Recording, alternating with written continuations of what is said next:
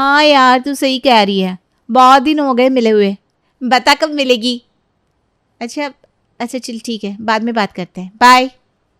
क्या हुआ, अचानक फ़ोन क्यों रख दिया? वो उसका पति ऑफिस से आ गया ना, इसलिए। ओह अच्छा अच्छा, तो तुम्हें नहीं लगता कि तुम्हें भी उससे कुछ सीखना चाहिए? क्या मतलब? मैं कुछ समझी नहीं। अरे मतलब कि कब तक सहेलियों से बातें करती रहोगी? अपने पति से भी बात करो। क्यों बच्चों जैसी शर्मा रही है? सही तो कह रही है तेरी भाभी। अब तेरी शादी की उम्र हो गई है, अब तू ना जल्दी से शादी कर ले। ये जिसे चाय तक ढंग से बनानी नहीं आती इसकी शादी होगी? इससे शादी करेगा कौन? पता लगा ससुराल में चाय की जगह चाशनी बन रही है। मम्मी भैया देखो ना कैसे बोल रहे हैं, मुझे तो बिल्कुल ही बेकार समझते हैं। हाँ तो उसे कहने का मौका क्यों दे रही है? घर का काम काज सीख ले और शादी करके घर बसा ले। देख बेटा, सही टाइम पे शादी कर लेगी ना तो समाज में इज्जत बनी रहती है और लड़का भी अच्छा मिल जाता है। तुम लोग तो मेरी बच्ची के पीछे पड़ गए हो। अरे कर लेगी शादी, तुम उसे परेशान मत करो। आपने ही इसे सर पर चढ़ाया है, इसीलिए कोई काम ढंग से नहीं आता। अब ये आज से ही करके काम काज सीखेगी और कल से लड़के वाले इसे देखने आएंगे। अब मैं किसी की नहीं सुनूंगी, बहुत हो गया। सही सा लड़का देखकर इसकी शादी कर दूंगी अब। मम्मी मुझे कुछ टाइम तो दो। अरे बहुत दे दिया टाइम, अब और कुछ नहीं। उम्र निकल जाएगी तो फिर पछताती रहेगी। कल चुपचाप तैयार रहना। अगले दिन एक लड़का अपनी माँ के साथ मोहिनी को देखने आया। लड़के का नाम रवि था और उसकी माँ शीला देवी। आइए आइए, बहुत इंतज़ार था आपका। नमस्ते। बहुत सुंदर है आपकी बेटी। तो रवि बेटा, आप क्या करते हो? अभी तो अपना खुद का बिजनेस संभाल रहा हूँ, ठीक ठीक आमदनी है। हमारा अपना मकान, गाड़ी, सब कुछ है। आपकी बेटी खुश रहेगी। सरकारी नौकरी नहीं है? जी नहीं, मेरा बिजनेस है। मुझे नौकरी करने की क्या ज़रूरत है? माफ़ कीजिए, पर मुझे ना सरकारी नौकरी वाले लड़के से ही शादी करनी है। बिजनेस का क्या भरोसा, ये कभी भी डूब जाएगा। मुझे तो शादी उससे करनी है जिसके पास सरकारी नौकरी हो। क्या सिर्फ सरकारी नौकरी के लिए मना कर रही हो? तुम्हारा दिमाग तो ठीक है। मोहिनी, ये क्या कह रही हो? कुछ तो सोच कर बोलो। कितना अच्छा लड़का है। मोहिनी, ये रिश्ता बहुत अच्छा है, तुम्हें सोच समझकर फैसला लेना चाहिए। दोबारा मौका नहीं मिलेगा, सोच लो एक बार। नहीं, मैंने सोच लिया है और मैं अपने फैसले से पीछे नहीं हटूंगी। मुझे सिर्फ सरकारी नौकरी वाला लड़का ही चाहिए। अगर आपके पास सरकारी नौकरी नहीं है तो मैं ये शादी नहीं कर सकती। चलो रवि, यहाँ से। इनसे बात करने का कोई मतलब ही नहीं है। इनके तो भाव बहुत ऊंचे हैं। हमें नहीं करनी ऐसे घर में शादी। तुम्हें इस फैसले पर बाद में पछताना ना पड़े। मुझे कोई पछतावा नहीं होगा। मैं सोच समझ कर ही शादी के लिए मना कर रही हूँ। शीला वहां से अपने बेटे को लेकर चली जाती है। तभी मोहिनी पे गुस्सा करते हुए नूतन कहती है, मोहिनी, ये तुमने क्या किया? इतना अच्छा रिश्ता तूने एक पल में मना कर दिया। एक बार भी तुझे हमारी इज्जत का ख्याल नहीं आया? वाह मोहिनी, मैंने तो पहले ही कहा था ये शादी के काबिल नहीं है। लो, जो कहा था वही हुआ। रवि और उसकी माँ के जाने के कुछ ही देर बाद उनकी पड़ोसन बिंदिया वहां आई। क्या हाल है नूतन? सुना आज घर में कुछ खास चल रहा था। कौन आया था? रिश्तेदार थे क्या तुम्हारे? अरे बिंदिया, क्या बताएं, ये लड़की तो बस मुझे एक पल का सुख नहीं है। अरे क्या हुआ, कोई दिक्कत है क्या? ऐसा क्यों बोल रही हो? मोहिनी ने आज एक अच्छा खासा रिश्ता ठुकरा दिया, सिर्फ इसलिए क्योंकि लड़की के पास सरकारी नौकरी नहीं थी। भला जिसके पास खुद का काम हो वो क्यों किसी की नौकरी करेगा? हाँ, पता नहीं कैसी पागल लड़की है। कम से कम उनके सामने तो ऐसा ना बोलती। वो लोग बुरा मान कर चले गए।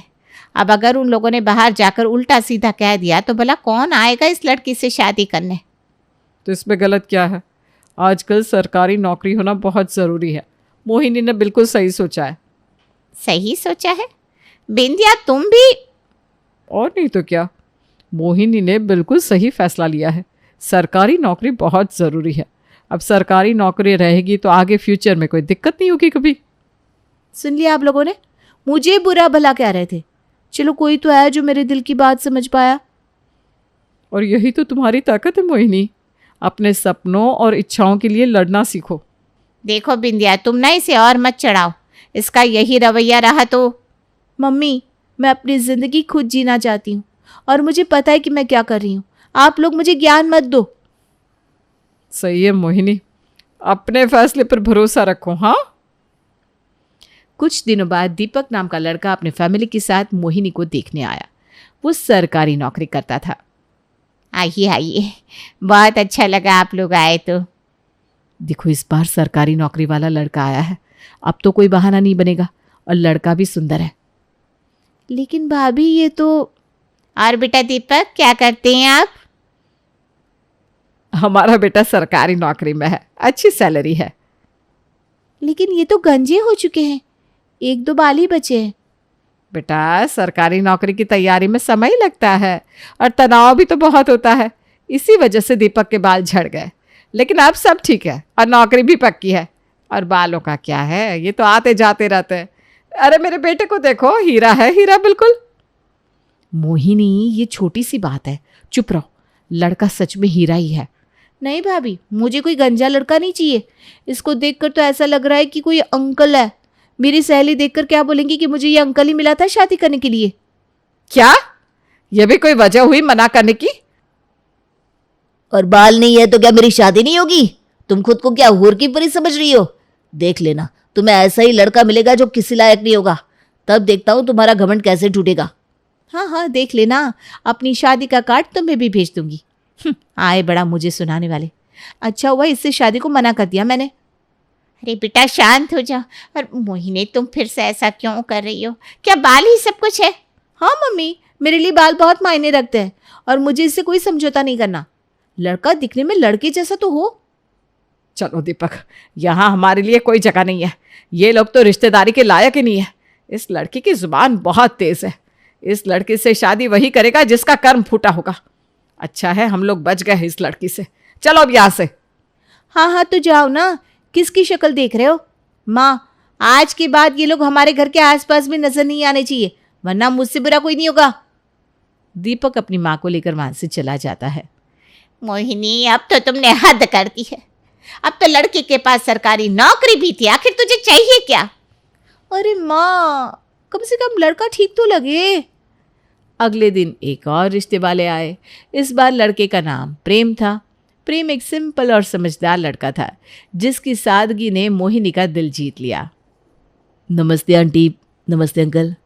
नमस्ते बेटा। बैठो बैठो बेटा। मोहिनी, ये लड़का तो बहुत अच्छा लग रहा है, काफी सभ्य भी लग रहा है। हाँ भाभी, मुझे भी अच्छा ही लग रहा है। तो बेटा क्या करते हो तुम? अंकल, मैं एक मल्टीनेशनल कंपनी में काम करता हूँ। बहुत अच्छा। और तुम्हारी फैमिली? जी मेरी जॉइंट फैमिली है, हम सब एक साथ रहते हैं। Joint family? जी, हम सब एक ही छत के नीचे रहते हैं और हम सब एक दूसरे को बहुत प्यार करते हैं। तुम हमारे परिवार में बहुत खुश रहोगी। मुझे माफ़ करना, लेकिन मैं जॉइंट फैमिली में नहीं रह सकती। मुझे सभी के साथ नहीं रहना है। अरे लेकिन मुझे आज़ादी चाहिए, और जॉइंट फैमिली में वो मुझे मिल नहीं पाएगी।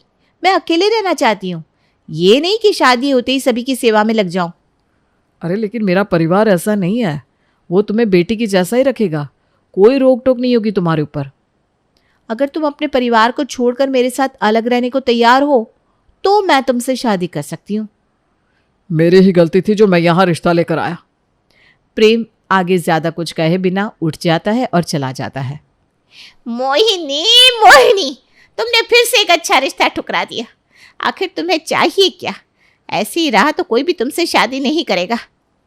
समय बीतता गया और मोहिनी के लिए रिश्ते आते रहे, लेकिन हर बार वो किसी न किसी कारण से उन्हें ठुकरा देती। कभी किसी की नौकरी पसंद नहीं आती तो कभी परिवार। मोहिनी की जिद और बढ़ती उम्र को देखकर उसका परिवार भी धीरे धीरे उससे थक चुका था, और अब रिश्ते आने भी कम हो जाते हैं। अब मैं मोहिनी से और कुछ नहीं कहूँगी। उसे जो करना है खुद करे। थक गई हूँ मैं उसके लिए लड़का देख देख कर। हम तो अब चुप ही रहेंगे। उसे जब अपनी गलती का एहसास होगा तब समझेगी। बस यही डर है कि जब तक उसको समझ आएगी तब तक देर ना हो जाए। समय हवा की तरह उड़ गया। अब मोहिनी की उम्र 30 के पार निकल चुकी थी। उसके बालों में सफ़ेदी की हल्की झलक आने लगी थी। मोहिनी का परिवार अब उससे शादी की बात करना छोड़ चुका था। जो पड़ोसन बिंदिया कभी उसका सपोर्ट करती थी, वही अब उसे ताने देने लगी। अरे मोहिनी, अब तक तुम्हारी शादी की कोई खबर नहीं आई या अब तक कोई लड़का पसंद नहीं आया? अब तो तुम्हें शादी कर लेनी चाहिए, वरना कोई मिलेगा भी नहीं। क्यों नहीं मिलेगा? जब तक कोई मेरी पसंद का नहीं मिलेगा तब तक तो शादी नहीं करूंगी। ऐसे कि किसी से भी शादी कर लूं? कुछ तो सोच कर बोलो आप। अब क्या पसंद आएगा? अब तो उम्र भी बढ़ती जा रही है, कहीं ऐसा ना हो कि बाल सफ़ेद हो जाए और लड़के देखना भी बंद कर दे। वैसे भी मैंने सुना है आजकल बड़े अजीबोगरीब रिश्ते आ रहे हैं तुम्हें। अगर अभी भी कोई पसंद नहीं किया ना तो देख लेना, इसके बाद तो रिश्ता मिलना ही मुश्किल है। आंटी, ऐसी बातें मत करो। आप ही तो कहती थी ना सरकारी नौकरी जरूरी है। अब आप ही मुझे किसी से भी शादी करने के लिए कह रही हो। हाँ, मैंने कहा था, लेकिन तुम्हें अपना दिमाग भी तो यूज़ करना चाहिए ना। अब कौन सरकारी नौकरी वाला तुम्हें देखेगा? उस वक्त अच्छे रिश्ते मिल रहे थे, लेकिन तुम्हारे तो भाव ही खत्म नहीं हुए। अब भी मौका है, सही टाइम पे शादी कर लो। आपको इससे क्या मतलब? आप अपने काम से काम रखो ना। मुझे जो ठीक लगेगा वो करूंगी मैं तो भी समाज की बात कर रही हूँ। देखो मोहिनी, समाज ऐसे ही ताने देता है। तुमने अपनी मर्जी से फैसला किया, अब इसके नतीजे भी तुम्हें ही भुगतने पड़ेंगे। मेरा काम तो तुम्हें समझाने का है, बाकी तुम्हारी मर्जी। मोहिनी का गुस्सा धीरे धीरे ठंडा पड़ने लगा। अब उसे समझ में आ गया कि समाज के ताने सिर्फ उसे नहीं, हर उस औरत को मिलते हैं जिसकी समय पर शादी नहीं होती।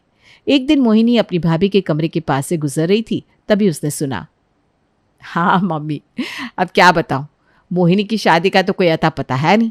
इतने लड़के आए लेकिन किसी को पसंद नहीं किया। उम्र भी तो निकल रही है, अब कौन करेगा उससे शादी? ये भाभी क्या कह रही हैं? हाँ मम्मी, मोहिनी के इस रवैये से तो सारा घर परेशान है। अब तो लोग भी पूछते हैं कि आखिर कब होगी इसकी शादी। क्या बताएं उन्हें, हर जगह यही ताने सुनने पड़ते हैं। वैसे भी अब वो 30 के पार हो गई है, अब थोड़ी ना कोई लड़कों की लाइन लगेगी। न जाने कब तक हमारे सर पर नाचेगी। ये नहीं कि शादी करके अपने घर जाए, हमारे जी का जंजाल बनी पड़ी हुई यहाँ। मोहिनी के दिल में ये बातें तीर की तरह चुभी, लेकिन उसने कुछ भी नहीं कहा और वहां से चली गई। मोहिनी अभी भी उन बातों के असर में थी और तभी वो अपने पिता के कमरे के पास से गुजरी और अपने पिता संदीप को किसी से बात करते सुना। वो दरवाजे के पास जाकर रुक गई। भाई साहब, आप ही बताए हम क्या करें? मोहिनी की शादी का कोई रास्ता नहीं सूझ रहा। लोग हर जगह ताने मारते हैं कि बेटी की उम्र बढ़ती जा रही है और शादी नहीं हो रही। अब हम क्या करें? ऐसे हाथ पे हाथ रखकर भी तो नहीं बैठ सकते। हाँ भाई, समझ सकता हूँ। बेटियां तो अपने भाग्य से ही ब्याही जाती है, लेकिन समाज में इन तानों का सामना करना बहुत मुश्किल है। यही तो परेशानी है, हर बार उसे समझाते हैं पर वो किसी की नहीं सुनती। अब तो हमारे लिए भी बाहर निकलना मुश्किल हो गया है। मुझे तो कुछ समझ में नहीं आ रहा कि अब क्या किया जाए। मेरी वजह से घर के सभी लोग परेशान हैं।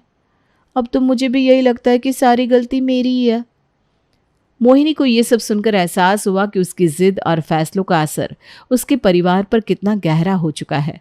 लेकिन अब देर हो चुकी थी। समय बीतने के साथ मोहिनी के लिए अब पहले जैसे अच्छे रिश्ते भी नहीं आ रहे थे। अब मैंने तय कर लिया है कि अब जो भी अगला रिश्ता आएगा बिना किसी सवाल के हाँ कह दूंगी। अब मैं मायके में नहीं रहूंगी। मेरी वजह से सभी को इतनी परेशानी हो रही है। ना रहूंगी मैं, ना सभी को होगी परेशानी। मोहिनी, तुझे तो पता है अब तेरे लिए कैसे कैसे रिश्ते आ रहे हैं। वैसे ही आज एक और रिश्ता आया है। इस बार उस आदमी के 2 बच्चे हैं और उसकी पत्नी का देहांत हो चुका है। वो तुम्हें अपनी दूसरी पत्नी बनाना चाहता है। अब देख ले, अगर तूने सही वक्त पे शादी कर ली होती तो ऐसे रिश्ते नहीं आते तेरे लिए। माँ, मैं भी थक चुकी हूँ। इस बार हाँ कह देती हूँ। शायद यही मेरी किस्मत है। तुम लोगों पर बोझ बनकर मैं अपने मायके में नहीं रहूँगी। आप लोग यही चाहते हो ना कि मैं जल्दी से जल्दी यहाँ से चली जाऊँ? नहीं नहीं मोहिनी, ये कैसा फैसला कर रही हो? तुम इतनी हताश क्यों हो गई हो बेटा? हम बस ये चाहते हैं कि तुम खुश रहो। माँ, बहुत नहीं, मैंने सब कुछ इतना मुश्किल बना लिया है। मुझे बस शांति चाहिए। अब मैं किसी को परेशान नहीं करना चाहती। नहीं बेटा, मैं तुम्हें ऐसे हारने नहीं दूंगी। ये शादी तुम्हारी ज़िंदगी को और मुश्किल बना देगी। मैं जानती हूँ कि कुछ गलतियाँ हुई हैं, लेकिन इसका मतलब ये नहीं कि तुम अपनी ज़िंदगी को यूं ही किसी के हवाले कर दो। मोहिनी अपनी माँ के गले लगकर रो पड़ी। उसने पहली बार महसूस किया कि उसकी माँ उसके लिए कितनी चिंतित थी। कुछ दिन बाद दरवाजे पर फिर से दस्तक हुई। नमस्ते आंटी। प्रेम बेटा, तुम? जी, मैं फिर से इसलिए आया हूँ क्योंकि दरअसल मुझे पहली नज़र में मोहिनी से प्यार हो गया था, लेकिन उस दिन उसने मुझे मना कर दिया। पर इतने साल बाद मैंने सोचा एक और कोशिश करूँ, क्योंकि मैं उसे भूल ही नहीं पाया और मुझे मोहिनी जितनी अच्छी लड़की फिर से मिली भी नहीं। क्या प्यार? जी, मैं आपको पहली बार में दिल दे बैठा था। मैंने सोचा क्या पता इस बार मेरी किस्मत मेरा साथ दे। और हाँ, मैंने सोचा कि अगर आपको जॉइंट फैमिली से दिक्कत है तो हम लोग जॉइंट फैमिली से अलग रह सकते हैं। मैंने अपने परिवार को सारी बात बताई और वो सभी मान गए हैं कि मैं तुम्हारे साथ अलग रह सकता हूँ। नहीं, अब मुझे समझ में आया है। मैं जॉइंट फैमिली में रहने के लिए तैयार हूँ। मैंने ज़िंदगी को अब समझ लिया है। मैं दुनिया के दिखावे में अब तक जी रही थी। मुझे समझ में आ गया है कि परिवार के साथ रहना कितना अच्छा होता है। आखिर मेरी बहन को अकल आई गई। चलो, मेरी बहन को देर से मिला लेकिन लड़का तो अच्छा मिला।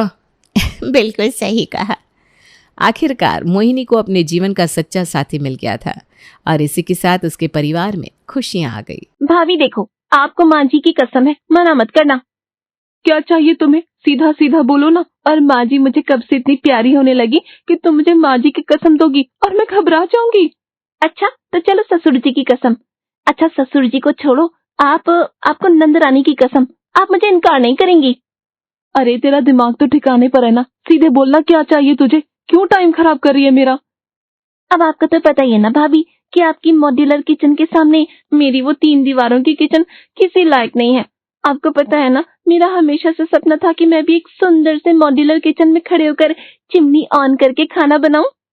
और तो और मेरे पापा जब यहाँ सुमित जी का रिश्ता देखने आए थे ना, तो सुमित जी की शक्ल नहीं, माँ जी का ये मॉड्यूलर किचन देखकर मेरा रिश्ता पक्का करके गए थे। लेकिन बेचारे मेरे पापा मेरी किस्मत से तो नहीं लड़ सकते ना। उनको क्या पता था इस मॉड्यूलर किचन पर मेरा नहीं, इस घर की बड़ी बहू यानी कि आपका कब्जा हो जाएगा और मेरे हिस्से में आएगा वो टूटा फूटा स्टोर रूम जिसके अंदर पुराना गैस चूल्हा रखकर माँ जी ने रसोई का नाम लेकर मुझे पकड़ा दिया है। अरे तो सीधे सीधे बोलना, यहाँ पर किस काम से आई है, या अपनी दुख भरी दास्तानी सुनाती रहेगी। भाभी रुकिए ना, मुद्दे पर आ ही रही हूँ मैं। कोई आदमी अपना दुख रो रहा हो तो उसे बीच में नहीं टोकना चाहिए, दिल दुख जाता है। अब मैं ये कह रही थी कि आपका क्या बिगड़ जाएगा अगर मैं भी आपकी इस मॉड्यूलर किचन में खड़े होकर खाना बना लूंगी तो। आई बड़ी मेरे मॉड्यूलर किचन में खड़े होकर खाना बनाने वाली। अरे शौक है मॉड्यूलर किचन का तो जा देवर जी से कह के बनवा लेना अपना। वरना सासू माँ तो बड़े चौड़े में होकर कह रही थी बंटवारे के समय कि उन्हें इस किचन की जरूरत ही नहीं है, वो तो अपनी छोटी बहू के साथ स्टोर रूम में भी गुजारा कर लेंगी। अब क्या हुआ, सारी हेकड़ी निकल गई क्या सास बहू की। अरे भाभी जाने दीजिए ना माँ जी को। माँ जी तो चाहती हैं कि हम देवरानी जेठानी में फूट पड़ी रहे। और वैसे भी आज तक कोई सास ऐसी हुई है जिसे अपनी बहुएं साथ में रहती अच्छी लगती हो। मुझे तो कभी कभी इस बात पर भी शक होता है कि हम दोनों के बीच में इस कलेश का बीज माँ जी ने तो नहीं बो दिया। तू ना बातें गोल गोल घुमा के करती है, सीधी सीधी मुद्दे पर क्यों नहीं आती। अरे भाभी बता तो दिया आपको मुद्दे की बात। मुद्दे की बात बस यही है कि मैं आपके मॉड्यूलर किचन को यूज करना चाहती हूँ। आपकी जो भी नाराजगी है ना अम्मा जी के साथ है, तो आप माँ जी को मत घुसने दो ना अपने किचन में।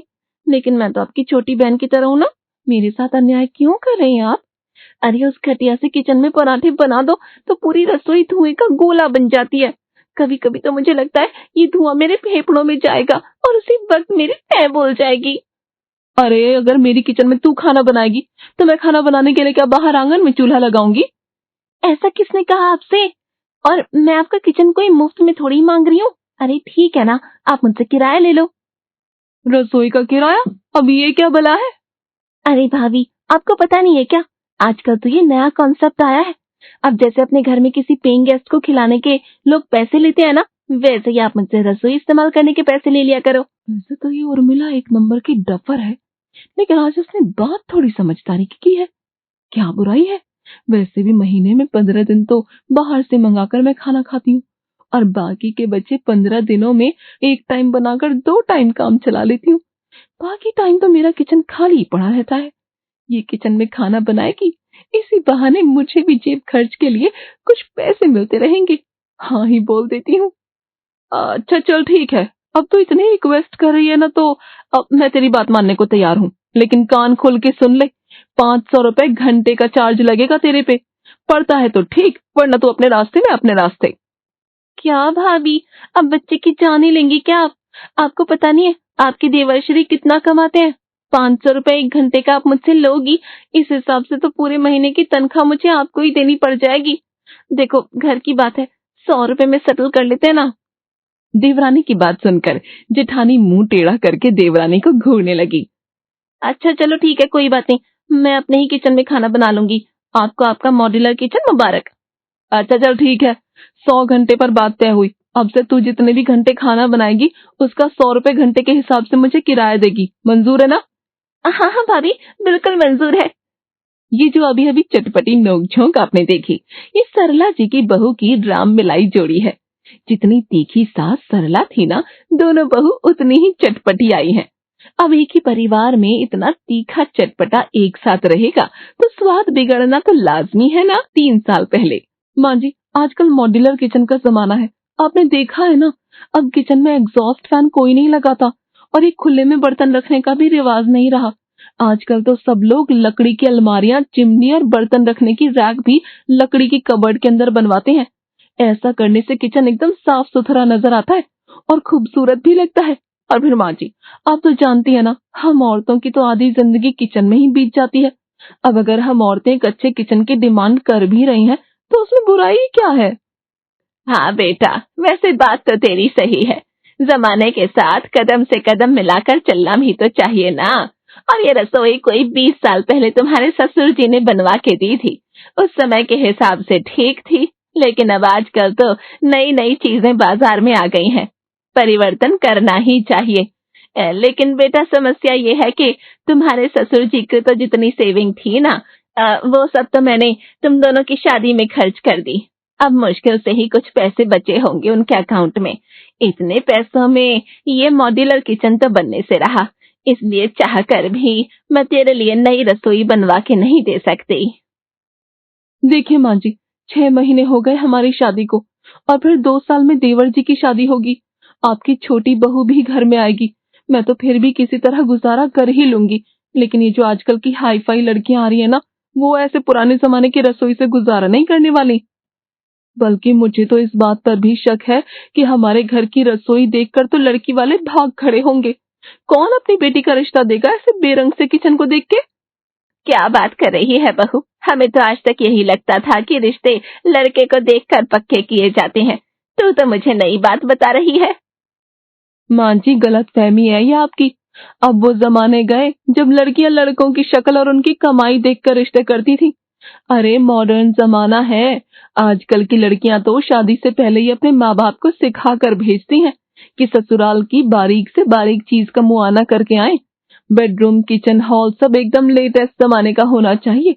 और फिर माँ जी, उसमें कुछ गलत भी तो नहीं है ना? बहू की बात सुनकर अब तो सास के माथे पर पसीना आ जाता है। तू ऐसा करना बेटा, अपने पति से कह के कुछ रुपयों का इंतजाम करवा ले और फिर उन्हीं पैसों से रसोई बनवा दूंगी मैं। वैसे भी मैंने तो रसोई से संन्यास ले लिया है। अब रसोई अच्छी हो या खराब, मुझे उससे कहाँ ज्यादा फर्क पड़ता है। अब तेरी बाकी की जिंदगी रसोई में बीतने वाली है, इसलिए तू सोच ले। बड़ी बहू का गुजारा उस पुरानी रसोई में हो नहीं पा रहा था, इसलिए वो अपने पति नवीन से कहकर पुरानी रसोई को मॉड्यूलर किचन में बदलवाने के लिए मना ही लेती है। नई रसोई तैयार करवाने में पूरे 3 लाख का खर्च आया था, जिसमें से 1 लाख रुपए सरला ने दिए थे और बाकी के 2 लाख बड़े बेटे नवीन ने। मॉड्यूलर किचन बन जाने के बाद बड़ी बहू बहुत खुश थी, लेकिन किचन चाहे जितना भी लेटेस्ट बनवा लो, खाना बनाने के लिए मेहनत तो करनी पड़ती है। और बड़ी बहू थी एक नंबर की कामचोर, इसलिए अब उसे पति के अलावा घर के बाकी सदस्यों के लिए खाना बनाने में आफत आने लगी। पता नहीं क्या तमाशा है, इतना बड़ा परिवार है, पूरा दिन सबके लिए खाना ही बनाते रहो। बस एक बार देवर जी की शादी हो जाए, उसके बाद तो मैं अपनी रसोई अलग करने वाली हूँ। मैं सारी जिंदगी पूरे कुनबे के लिए खाना नहीं बना के खिला सकती। बड़ी बहू अलग होना चाहती थी, इसलिए देवर की शादी के कुछ दिन पहले से ही उसने घर में लड़ाई झगड़े का माहौल बना लिया। क्या कहा माँ जी? आज फिर आपको मेरे हाथ की बनाई हुई दाल में नमक ज्यादा लग रहा है? अरे मैं सब समझती हूँ, आपके छोटे बेटे की शादी क्या पक्की हो गई है? मेरे हाथ के बने खाने से तकलीफ होने लगी है आपको? अरे सीधे सीधे क्यों नहीं कह देती आप? मन भर गया है आपका मुझसे। अब तो आप अपनी छोटी बहू के साथ लाड़ लड़ाएंगी ना? हूँ ही मैं कौन आपकी? क्या बात का बतंगड़ बना रही हो? मैंने कब कहा मुझे तुम्हारे हाथ के खाने में कोई परेशानी है? अरे जब से खाना लगाया है तू ही 10 बार पूछ के गई, माँ जी खाना कैसा है, माँ जी खाना कैसा है। अब जब मैंने कह दिया कि जरा सा नमक तेज लग रहा है तो राशन पानी लेके चढ़ गई मेरे ऊपर। देखा देखा आप लोगों ने कैसे माँ जी मुझ पर इल्जाम लगा रही हैं। अरे अब मैं क्या लड़ाकू हूँ? देख लिया नवीन तुमने, तुम्हारी माँ भी से मुझसे कैसे शब्दों में बातें कर रही है। अभी तो छोटी बहू ने घर में पैर भी नहीं रखा। जिस दिन वो आ जाएगी ना, उस दिन 2 पैसे की इज्जत नहीं बचेगी मेरी इस घर में, बता रही हूँ आपको। क्यों रुला रही हो बेचारी को? कितने मन से सबके लिए खाना बनाया उसने, और अगर पूछ भी लिया कि कैसा खाना बनाए तो क्या तुम उसका मन रखने के लिए कह नहीं सकती थी कि हाँ अच्छा बना है? अरे भाई, तो मैंने ऐसा कौन सा डंडा मार दिया तेरी बीवी को कि ये नाटक कर रही है और तू उसके नाटक में भी आ रहा है? देखा देखा आपने, माँ जी फिर से मुझे नाटकबाज कह रही हैं। मैं बता रही हूँ नवीन जी, बस परिवार के मान सम्मान के लिए एक चूल्हे में खाना बना रही हूँ मैं। जिस दिन देवर जी की शादी हो जाएगी ना, उसी दिन से अपना चूल्हा अलग कर लूंगी मैं। और आपको भी मेरी कसम है, जो आपने मुझे रोकने की कोशिश की तो मेरा ना मरा मुंह देखेंगे आप। अच्छा माँ, यही चाहती थी ना तुम?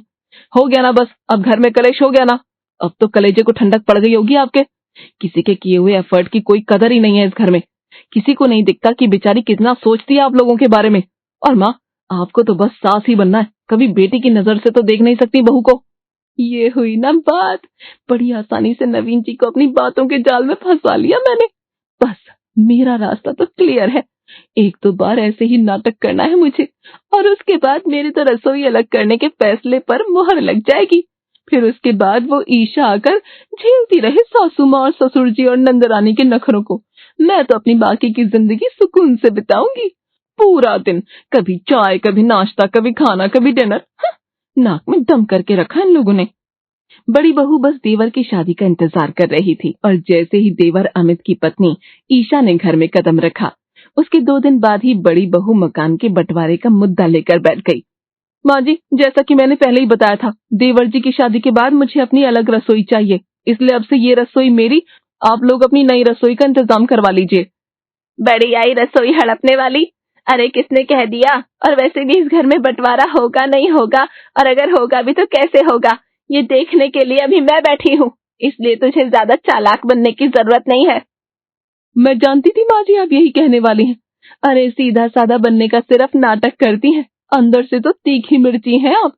आपकी जानकारी के लिए बता दूं, इस रसोई को बनवाने के लिए 3 लाख रुपए मेरे पति ने दिए थे। इस नाते ये रसोई हुई मेरी। और वैसे भी इतना बड़ा स्टोर रूम बनवा के रखा है आपने, उसी को किचन बनवा लीजिए ना। और वैसे भी रखती क्या है स्टोर रूम में आप, खाली ही तो पड़ा रहता है।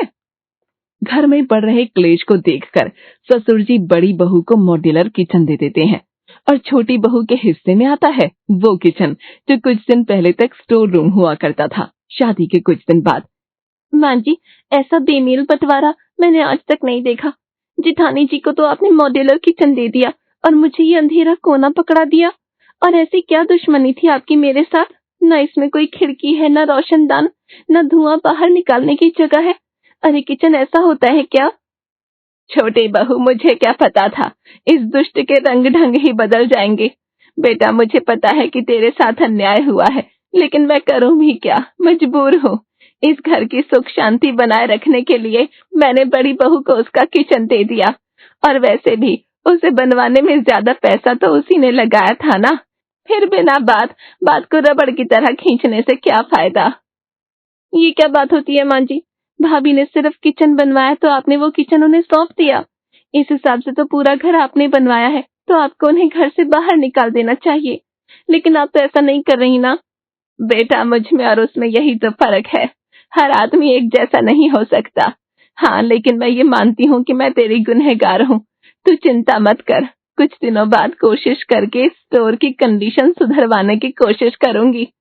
माँ जी, आपको इस स्टोर को सुधारने की जरूरत नहीं है, अपनी बड़ी बहू को सुधारने की जरूरत है और उन्हें सुधारने का काम मैं करूंगी।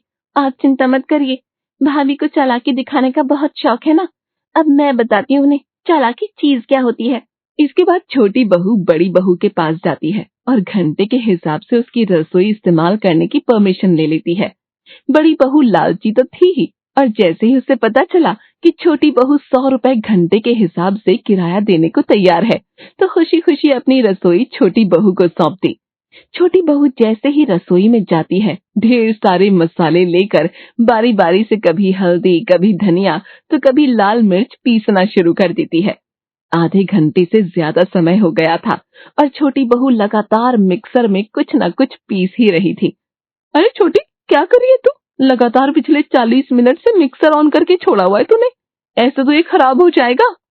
भाभी, अब आप बीच में ना बोले तो बेहतर ही होगा। अरे किराया दे रही हूँ आपको, अब मैं कोई भी सामान इस्तेमाल करूँ आप बीच में नहीं बोल सकती। याद है ना, 1 महीने के लिए कॉन्ट्रैक्ट साइन करवाया मैंने आपसे। छोटी बहू की बात सुनकर बड़ी बहू मुंह बनाकर वहां से चली गई और इधर छोटी बहू ने माइक्रोवेव, मिक्सर, गैस, चिमनी सब कुछ एक साथ ऑन कर दिया था, जिससे बिजली का बिल तो बढ़ ही रहा था। किचन के इलेक्ट्रॉनिक सामान भी गर्म होकर बिगड़ने की हालत में आ गए थे। 1 हफ्ते बाद, अरे छोटी, भाड़ में गया तेरा कॉन्ट्रैक्ट। इस कॉन्ट्रैक्ट के चक्कर में बिकवा देगी तू तो मुझे। जैसे गैस का सिलेंडर पूरे 1 महीने चलता था ना मेरा, 7 दिन पूरे नहीं हो पाए, पूरा सिलेंडर खाली हो गया। मिक्सर, जूसर हमेशा के लिए खराब हो गए, ब्लेंडर के ब्लेड खराब हो गए, और ये मेरा माइक्रोवेव ओवन, इसकी क्या दुर्गति कर दी तूने। अरे क्या जला दिया इसके अंदर, जो रगड़ रगड़ के साफ करने के बाद भी निकलने का नाम नहीं ले रहा। मुझे तुझे अपनी रसोई किराए पे नहीं देनी, तू जाकर अपने उस स्टोर रूम में खाना बना, नहीं चाहिए तेरे 100 रुपए। अरे भाभी, ऐसे कैसे आपको 100 रुपए नहीं चाहिए? अगर आपने रसोई मेरे साथ शेयर करने से इनकार किया ना, तो कॉन्ट्रैक्ट के मुताबिक आपकी इस रसोई पर मेरा कब्जा हो जाएगा। अब आप सोच लो, या तो ये रसोई मुझे भी इस्तेमाल करने दो, वरना हमेशा के लिए रसोई मेरी। हाँ, तू ही ले ले ये रसोई। वैसे भी रसोई में इस्तेमाल करने लायक कुछ बचा भी नहीं है। हर 5 दिन में अगर रसोई गैस का सिलेंडर खत्म होगा तो मैं अपना महीने का बजट कैसे चलाऊंगी। और ये ब्लेंडर, मिक्सर, जूसर, माइक्रोवेव, ये सब जो तूने खराब कर दिया, इन सबको ठीक कराने का बजट भी नहीं है मेरे पास। और अगर तुम्हारे भैया को पता चला ना, तो वो तो जान ही ले लेंगे मेरी। अरे तुझे छोटी बहन समझकर तेरी मदद करनी चाहिए थी मैंने, और तूने ये क्या किया मेरे साथ। अरे जाइए भाभी, आप और मुझे छोटी बहन समझेंगी। माँ समान सासू माँ को ठगकर रसोई हड़पते हुए ये ख्याल नहीं आया था कि आप गलत कर रही हैं। माँ जी, आज चूल्हे की रोटियां खाएंगे। मैं सोच रही हूँ आज रसोई में मिट्टी का चूल्हा रखकर खाना बनाती हूँ। मिट्टी के चूल्हे के खाने का स्वाद ही अलग होता है। अरे मेरी माँ, पूरी रसोई में लकड़ी का काम करा रखा है मैंने। फर्श से लेकर कबर्ड, कैबिनेट सब लकड़ी के हैं। तो यहाँ पर रखकर चूल्हा जलाएगी तो मेरी रसोई में आग नहीं लग जाएगी क्या? अरे तू कौन से जन्म का बदला निकाल रही है मुझसे। मैं कहती हूँ जो तुझे चाहिए ले ले, लेकिन मेरी जान छोड़ दे। मुझे कुछ नहीं चाहिए भाभी, मैं बस ये चाहती हूँ कि जो धोखेबाजी करके सासू माँ से आपने उनकी रसोई छीनी है ना, वो रसोई वापस से साझे में हो जाए। हम दोनों बहू मिलजुल कर प्यार से पूरे घर के लिए एक ही रसोई में खाना बनाएं, और फिर आप कभी भी लड़ाई झगड़ा और अलग होने की बात ना करो। बस इससे ज्यादा मुझे और कुछ नहीं चाहिए। अरे हाँ बाबा, मुझे सब मंजूर है, लेकिन ये बताओ कि जो तुमने नुकसान किया है इसकी भरपाई कौन करेगा? मेरे पास तो फूटी कौड़ी भी नहीं है। आप चिंता मत करो, जब रसोई साझे की है तो इसके नुकसान की भरपाई भी जॉइंट अकाउंट से होगी। छोटी बहू की सूझबूझ और चालाकी के कारण घर का चूल्हा एक बार फिर से साझा हो जाता है और दोनों बहू मिलकर एक ही रसोई में खाना बनाने लगते हैं।